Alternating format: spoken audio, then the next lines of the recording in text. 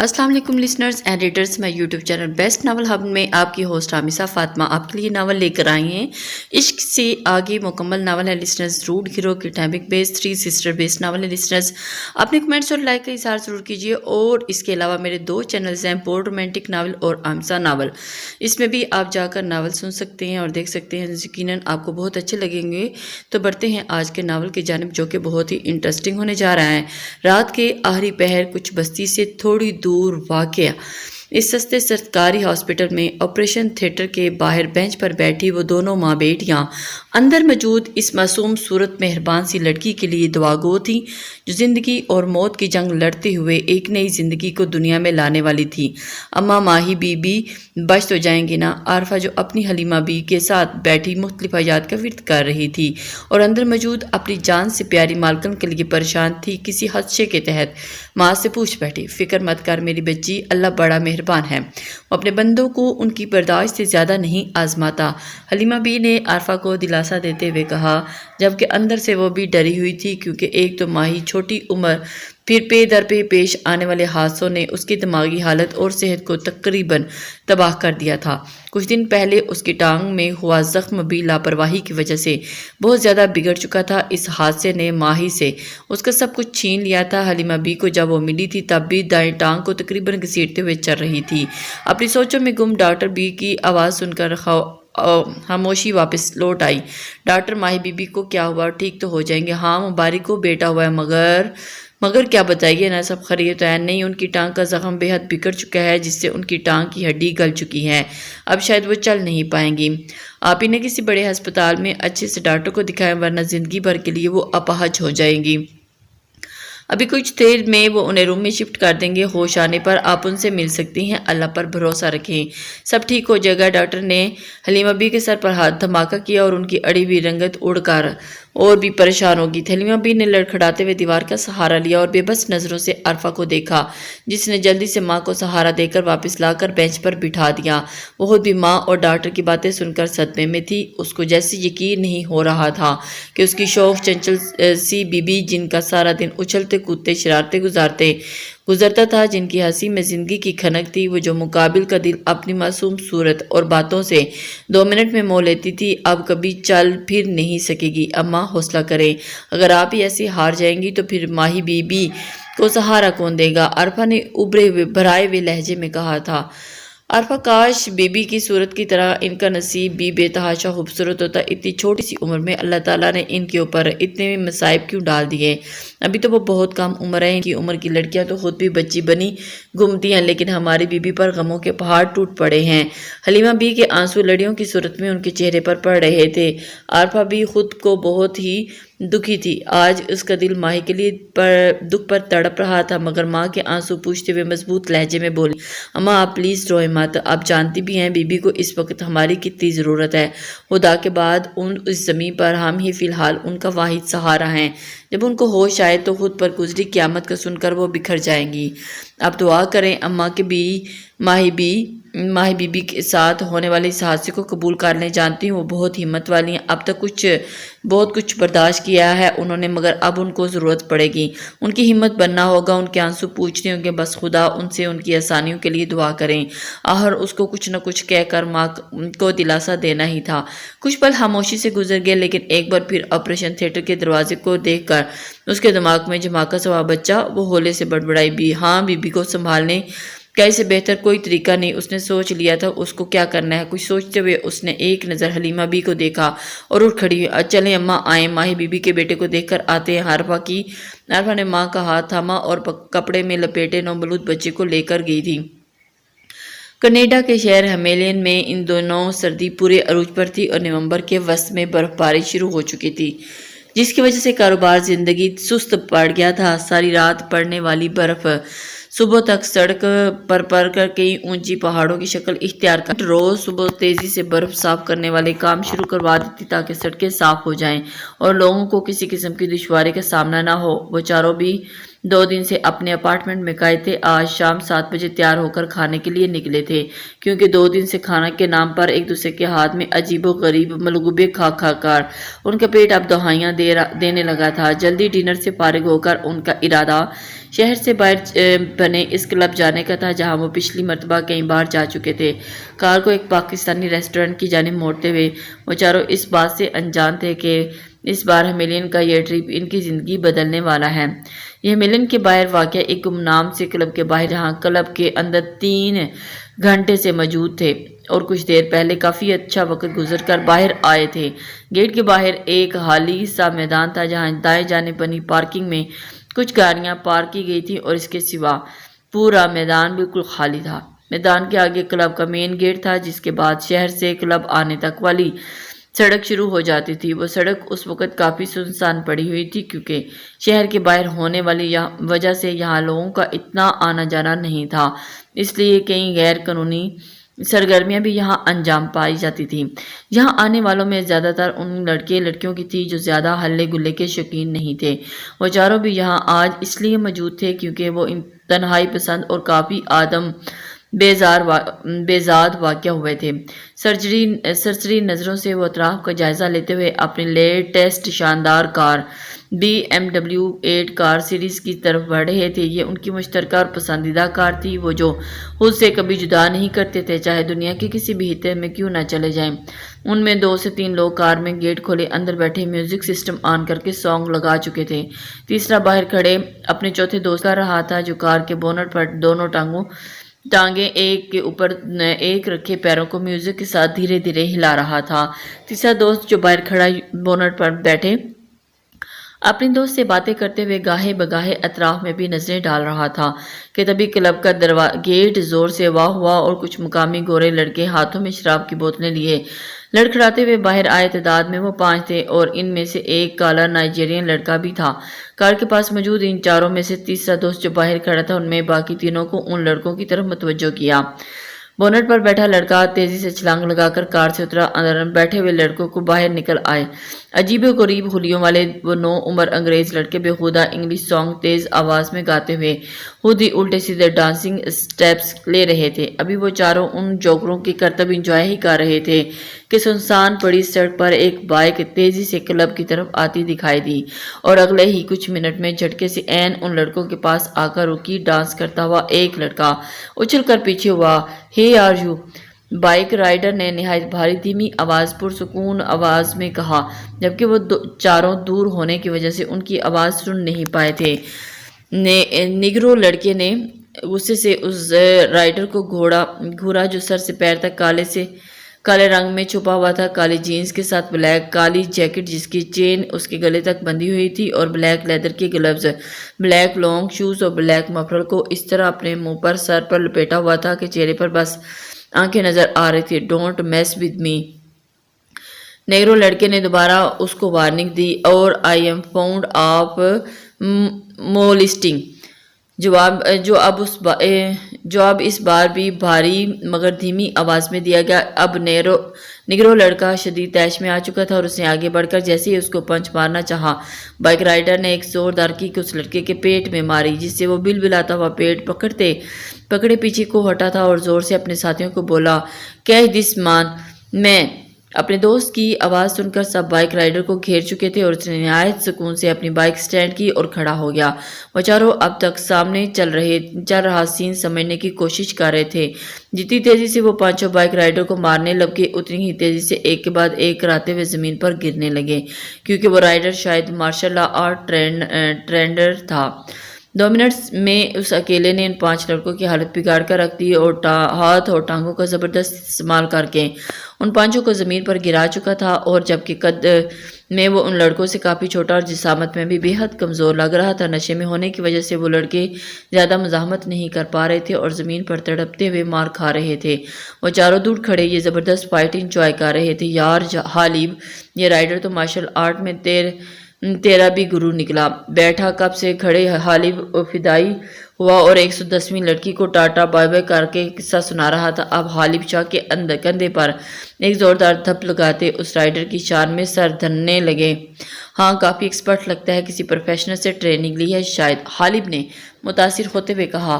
عادی اور رکیم جو کچھ دیر پہلے گاڑی میں بیٹھے میوزک انجوائے کر رہے تھے اب وہ سامنے چلتی لائیو ایکشن مووی دیکھ رہے تھے۔ "مار اور زور مار، میں تیرے ساتھ ہوں میرے بھائی، اگر کوئی مدد چاہیے ہو تو میں تیرے میرے یہ 3 شیر لے جانا۔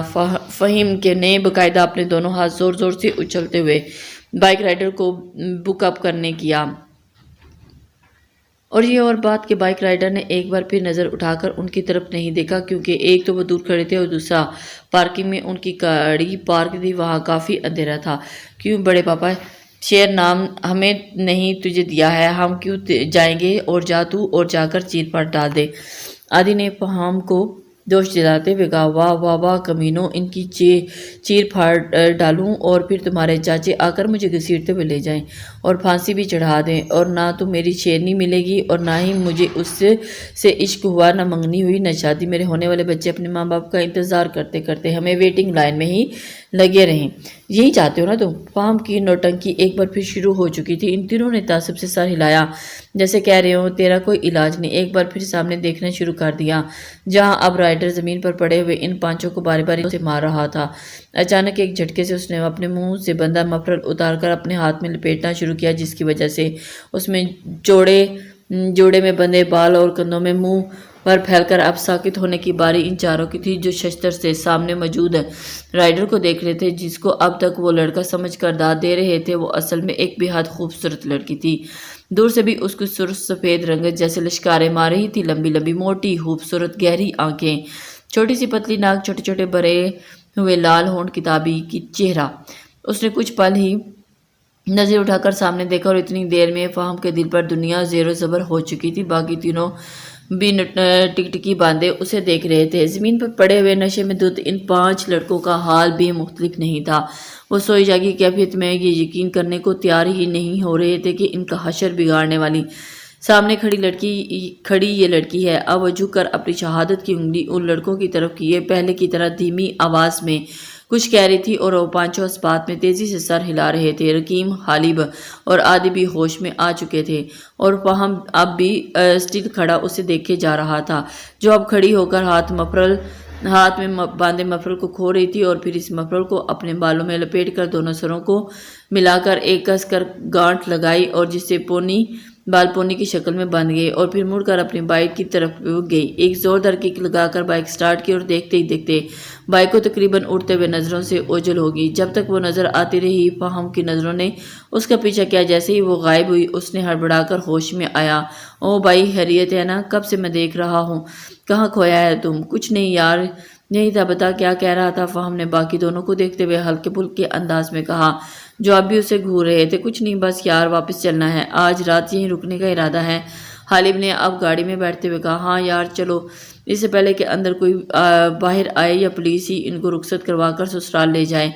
چلے آئے، نکلتے ہیں یہاں سے، جلدی سے گیٹ کھولتے ہوئے کہا، اور رک کر ایک بار پھر پلٹ کر ان لڑکوں کو دیکھا جو اب بھی نڈال پڑے ہوئے تھے۔ میری شیرنی مسکرا کر بڑبڑاتے ہوئے جلدی سے اندر بیٹھ گیا، کیونکہ آدھی گاڑی سٹارٹ کر چکا تھا۔ کرسی پر رسیوں سے بندھا یہ وجود ایک 16 سالہ لڑکی کا تھا، جو چلا چلا کر اب نڈال ہو چکا تھا۔ ڈر اور تکلیف سے اس کا بدن ساری توانائی نچوڑ لی تھی۔ ان کو یہاں باندھے ہوئے نہ جانے کتنی دیر ہو چکی تھی۔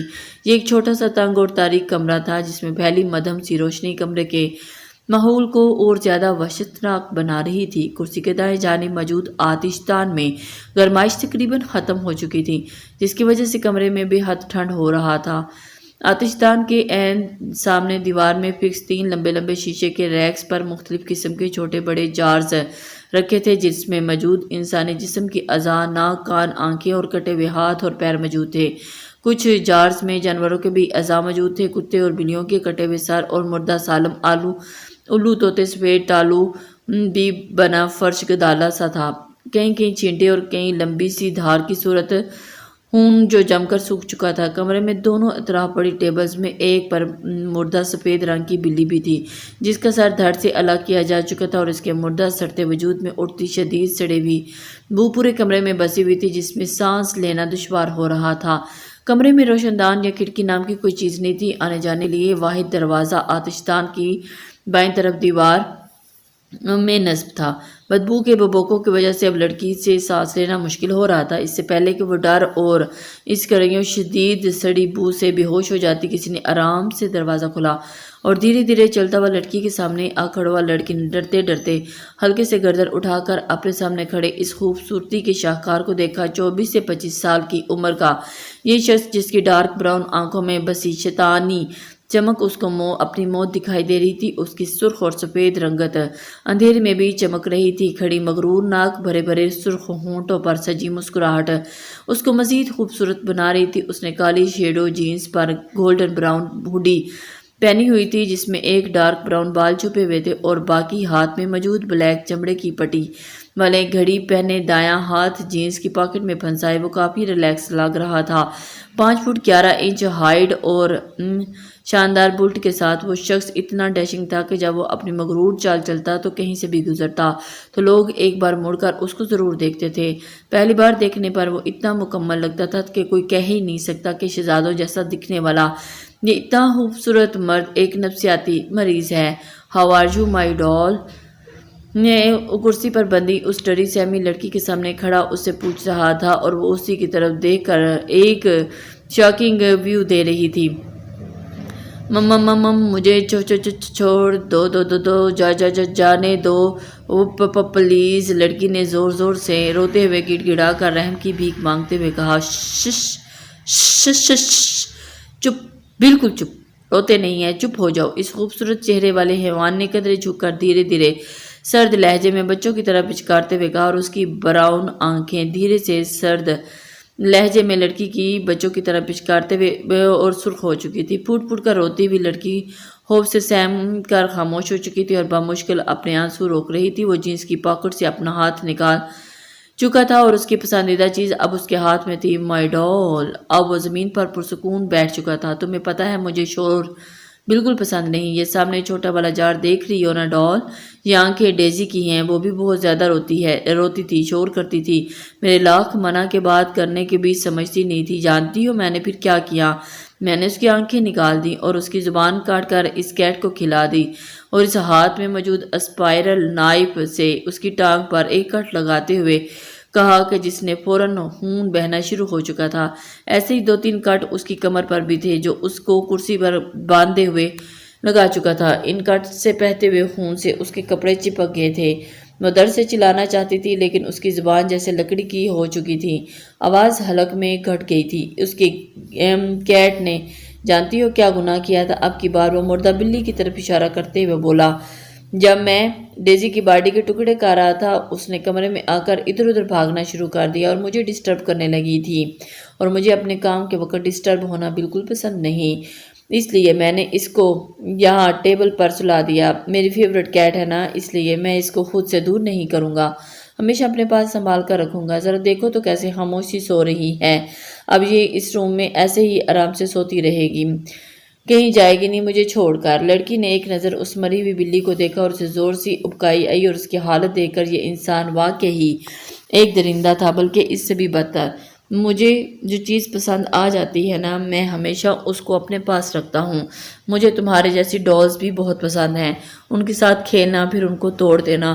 تمہاری یہ ہیزل گرین آنکھیں، یہ بے داغ چہرہ، مومی ہاتھ پیر اور جسم، ہاں بس یہ تمہارے یہ لانگ ہیئرز بالکل پسند نہیں۔ وہ اس کے بالوں کو مٹھی میں جکڑتے ہوئے کھینچتا وہ اٹھ کھڑا ہوا۔ اب وہ چاروں طرف گھوم رہا تھا، پرسوچ نظریں اس کے بالوں پر جمی ہوئی تھیں۔ ان کو نکالنا پڑے گا ڈال۔ اب میں ان کے بالوں کو ایک لٹ اپنے ہاتھ میں لپیٹ لیا اور جھک کر اس کے کان میں سرگوشی کرتا ہوا بولا، تمہارے سر پر جب گرم کھولتا ہوا تیل ڈالوں گا نا تو سر کی چمڑی بالوں کے ساتھ گل گل کر کے گرنے لگے گی اور تمہارے بال چمڑی کے ساتھ گل کر نکل جائیں گے۔ کیوں؟ اچھا آئیڈیا ہے نا؟ اب وہ بار بار ہاتھ میں موجود اس لٹ کو جھٹکا دیتے ہوئے جیسے اس کی رائے لے رہا تھا۔ نہیں پلیز پلیز، میں نے کیا بگاڑا ہے تمہارا؟ مجھے چھوڑ دو، جانے دو پلیز۔ تم تو مجھ سے محبت کرتے ہو نا، 2 مہینے پہلے ہماری منگنی ہوئی ہے، میرے گھر والے تمہیں کتنا اچھا انسان سمجھتے تھے، ماما پاپا ڈیڈ، میری بہنیں سب تمہیں پسند کرتے ہیں، تمہیں عزت دیتے ہیں، پھر تم کیوں ایسا کر رہے ہو میرے ساتھ؟ مجھے گھر سے نکلتے کتنے گھنٹے ہوئے ہیں، میری ماما پریشان ہو رہی ہوں گی۔ میری غیر موجودگی سے میں تمہارے کہنے پر بنا کسی کو بتائے تم سے ملنے آئی ہوں، خدا کے لیے مجھے بخش دو۔ وہ ڈر سے تھر تھر کانپ رہی تھی مگر پھر بھی لذیذ لہجے میں اٹکتے ہوئے بولتے جا رہی تھی، شاید وہ اس پر ترس کھا کر چھوڑ دے گا۔ وہ نہیں جانتی تھی کہ اس کی سب سے بڑی غلط فہمی ہے، اس شخص کے پاس ترس یا رحم کے نام کی کوئی چیز نہیں تھی۔ اس کے اطراف گھومنا بند کر چکا تھا اور وہ دوبارہ اس کے سامنے بیٹھ کر اس کے گرد بندھی رسیاں کھول رہا تھا۔ لڑکی نے روتے روتے چونک کر سر اٹھا کر اسے دیکھا، جو بے خود سا اسے ہی دیکھتا ہوا اس کے وجود کو رسیوں سے آزاد کر رہا تھا۔ رسیاں کھول کر اس نے بے ساختہ اس کے چہرے کو اپنے ہاتھوں کے پیالے میں بھر لیا اور اس کی آنکھیں جو کچھ دیر پہلے وحشت بھری ہوئی تھی، اب وہاں ایک نرم گرم سا تاثر تھا۔ وہ خاموش سے بس اسی کو دیکھے جا رہا تھا، دیکھتے ہی دیکھتے اس پر جھکا اور اس کی گردن پر اپنے ہونٹ رکھ دیے، اب دیوانہ وار اس کو چوم رہا تھا، اس کی آنکھوں کو، اس کے گالوں کو، ماتھے کو، ہونٹوں کو، سر کو، تھوڑی کو، اور ابھی کچھ سمجھ نہیں پائی تھی کہ اچانک اس کی نرم گرفت میں سختی آ گئی اور اس کے ہاتھ میں اس کے چہرے کے گرد رکھے تھے اب اس کی گردن پر پہنچ چکے تھے اور اپنا جھکا ہوا سر ایک جھٹکے سے اوپر اٹھایا اور اس نے جنونی انداز میں ہنسنا شروع کر دیا۔ وہ جو اس کی رسیاں کھولنے سے دل ہی دل میں شکر ادا کر رہی تھی، شاید اس پر درندے کو رحم آ گیا، مگر اس وقت وہ پھر بھی خوف زدہ ہو چکی تھی۔